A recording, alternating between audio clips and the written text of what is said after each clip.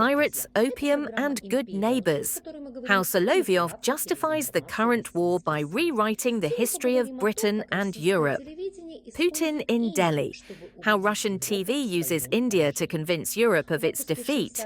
In Olga Skabeeva's 60 Minutes segment, Vladimir Putin's visit to India is presented as a geopolitical triumph that simultaneously proves the failure of the West's strategy of isolating Russia and reinforces the image of an emerging multipolar world with Moscow and New Delhi at its centre.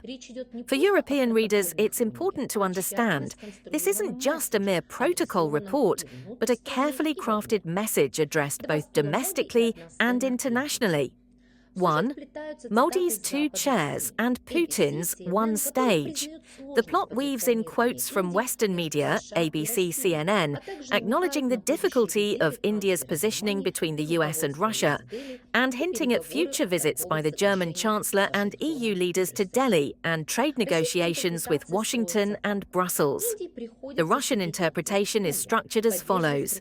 India must sit on 2 chairs, maintain a strategic partnership with the US, while simultaneously demonstrating that it will not abandon its lucrative ties with Moscow.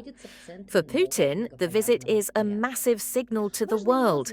It is he, not the West, who is at the centre of the new multipolar order.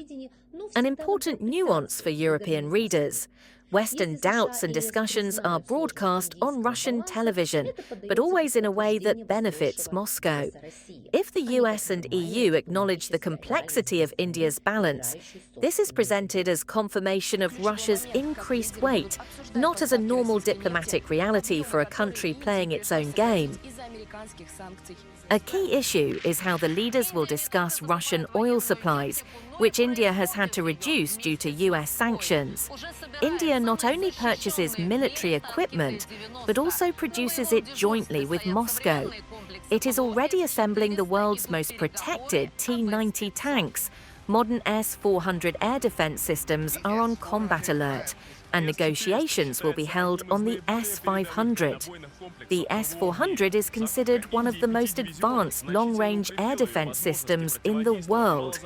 India's purchase of 5 battalions significantly strengthened its capabilities to counter stealth aircraft, cruise missiles, and ballistic threats. However, the Russian S-500 system represents a qualitatively new level.